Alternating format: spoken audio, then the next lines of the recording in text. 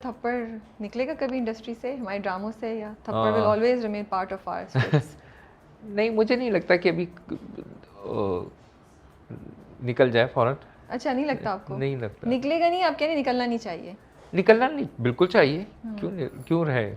मैं तो इसके भी खिलाफ हूँ कि इतना लाउड लाउड ना चिक चिक के सब कुछ बोल रहे होते हैं, डांट रहे हैं तो रो रहे हैं तो चीख के रो रहे हैं। हर बार हम बात करते हैं तो मुझे जवाब में यही बोला जाता है, आप देख लें किसी वक्त भी थप्पड़ आता है रेटिंग्स बढ़ जाती हैं, थप्पड़ आता है लोग जो होते हैं ड्रामे को ज़्यादा शौक से देखना शुरू कर देते हैं। मैं इस चीज़ से एग्री नहीं करती हूँ। I think there are many examples जिसमें ड्रामा ऑलरेडी स्ट्रॉन्ग जा रहा था। नहीं तो मतलब ये क्राइटेरिया नहीं है ना, ये क्राइटेरिया नहीं है। सॉरी, मैं बहुत अजीब सा वर्ड इस्तेमाल कर रहा हूँ, लेकिन आप पॉर्न फिल्म्स बनाएं, आपके सबसे ज़्यादा मशहूर हो जाएंगे, बहुत ज़्यादा रेटिंग आ जाएगी, लेकिन क्या बनानी चाहिए। इम्पॉर्टेंट बात ये नहीं है, कामयाबी का कोई स्टैंडर्ड तो रखो भाई। मेरा एक प्ले था बैल्कनी, एक थिएटर प्ले था जो एक अमेरिकन यूनिवर्सिटी ने छापा, ग्रैंड वैली यूनिवर्सिटी। उसका एडिटर था रॉजर एलिस। उसने जो है वो बड़ी, उसने जॉर्जिने से मुझे मिला दिया और पत्नी क्या, उसने लेकिन एंथोलॉजी थी, सिर्फ मेरा प्ले नहीं था उसमें, और भी प्लेस थे। इस सब कंटेंट में सिर्फ मेरा प्ले था।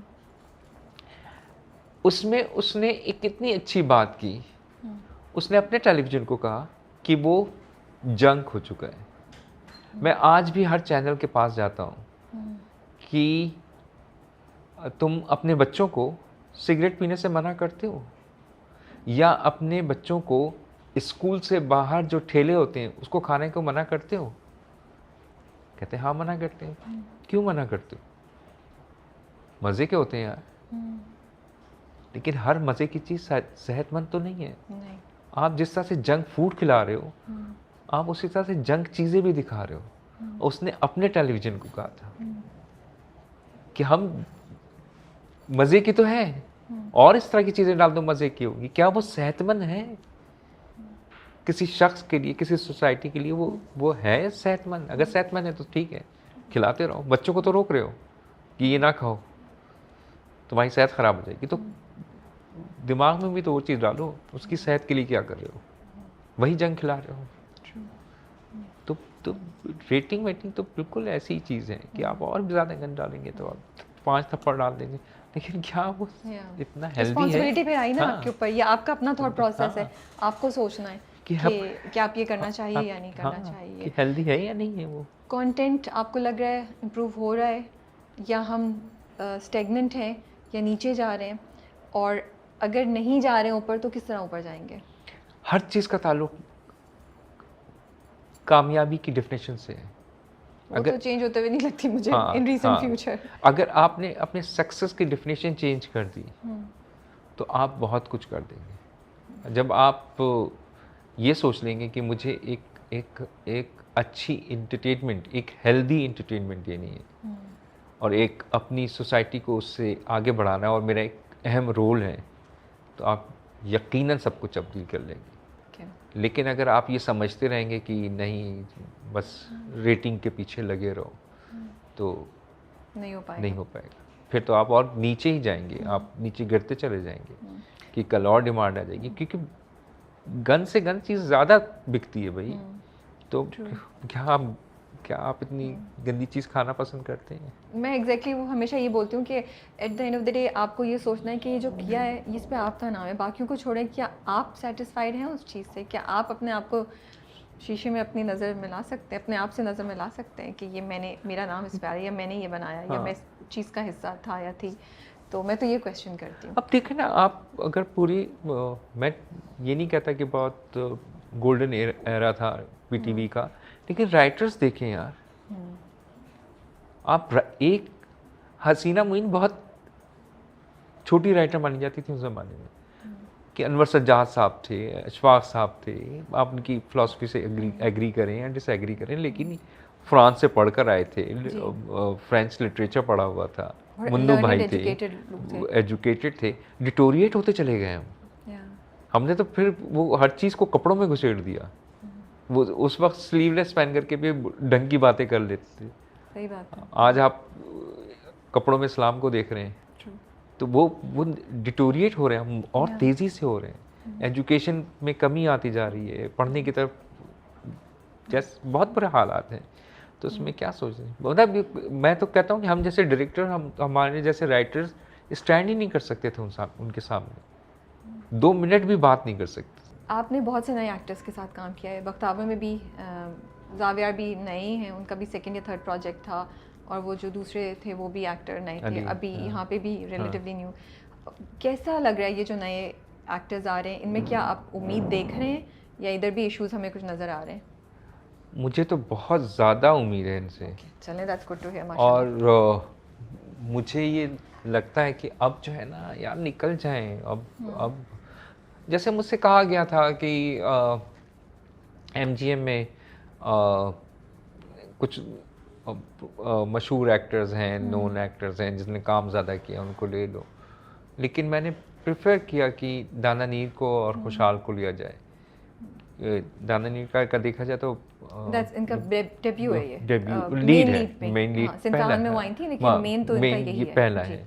तो मैंने कहा उस एज के ही कैरेक्टर्स लाएं, जिस एज की कहानी। उसमें ये आया था कि नहीं देखेंगे लोग, रेटिंग नहीं आएगी, 10,000 सवाल जवाब। मैंने कहा कुछ भी हो, लेकिन मजाक उड़ जाता है। आप उस एक्ट्रेस के साथ ज्यादती करें जिसको लेकर आ रहे हैं कि वो 18-19 साल की लग नहीं रही है, और आप फिर वो उसको बना के बैठे। तो मैंने कैसे निकले। और इसी तरीके से फिर मैंने और अली से के साथ काम किया बख्तावर में। छोटा सा रोल था, लेकिन बहुत समझदार लोग हैं, पढ़े लिखे लोग हैं। और दूसरी चीज़ ये जो मुझे सबसे अच्छी बात लगती है कि मैं आज तक, अभी तक मेरा अपने नए प्रोजेक्ट के साथ एक्साइटमेंट ख़त्म नहीं होती। मैं उतना ही एक्साइटेड रहता हूँ। मैं बच्चों की तरह मेरी एक्साइटमेंट होती है, और वो आपको सिर्फ और सिर्फ उन नौजवानों में मिलती है जो कि आजकल के नए लड़के लड़कियां हैं जो काम कर रहे हैं। वो बहुत एक्साइटेड होते हैं, वो कुछ कर गुजरना चाहते हैं। बिल्कुल। तो वो मुझे बहुत हौसला मिलता है उनसे। वरना पुराने लोग जो है ना, वो मेरा भाई डॉक्टर है, तो जब वो एनाटॉमी पढ़ रहा था ना, तो बाज़ दफ़ा बोन लेके ना दांतों पे मारना शुरू कर देता था। तो मैं कहता यार ये ह्यूमन बॉडी है, क्या कर रहे हो, कि वो यूज्ड टू हो चुके हैं। फिर आप ख्याल आता है तो फिर वो उसको रख देते हैं। तो वो यूज्ड टू हो चुके हैं, उनको मालूम है कि यार ये अच्छा, ये वही चीज़ है, चलो इसमें रोना है, चलो इसमें हंसना है, चलो करो, पैसे बताओ कितने हैं। एक मोनोटनी आ गई, एक मोनोटनी है। हाँ, मैकेनिकल उनको तब्दील भी नहीं करना। बस एक मैंने कहा ना, बस समझ लिया जॉब है, एक मजदूरी है जो करनी है, उस मजदूरी के अच्छे पैसे मिल रहे हैं, सबने ये समझ लिया है। लेकिन नौजवानों में आपको ये चीज़ नहीं नजर आती। वो एक्साइटेड हैं। खुशहाल ने सीरियल में क्या कुछ नहीं किया है। I know, I'm going to talk about it. अभी हम उसी को कि मैं उससे कहता था नहीं करो, लेकिन वो कर गुजरते थे। तो MGM मोहब्बत गुमशुदा मेरी स्क्रिप्ट कैसा आया आपके पास? And what was the reason you said yes? Script मेरे पास आया, स्क्रिप्ट में मुझे जो मेरा एसोसिएट था हसनैन, तो उसने मुझे कहा कि इस स्क्रिप्ट को आप इस स्क्रिप्ट को ही कीजिएगा। तो मैंने उस स्क्रिप्ट को पढ़ा, मैंने तो मुझे कहने लगा कि इसमें गुंजाइश है, इसमें कम से कम ये है कि अभी तक इस तरह की कोई चीज़ बनी नहीं है। उसमें कुछ चीज़ें थी जो कि मैंने कहा कि चेंज करते हैं, क्योंकि वो बहुत ज़्यादा ये नहीं था सास बहू और ये और वो और थप्पड़ पड़ इस तरह की चीज़ें नहीं थी। थप्पड़ भी थे तो दूसरा तरह के थप्पड़ थे। तो वो मैंने कहा कि ठीक है, इसको फिर मैं करता हूँ। तो फिर वो मैंने उसमें मैं शुरू में खुशहाल से भी बहुत ज़्यादा कन्विंस नहीं था।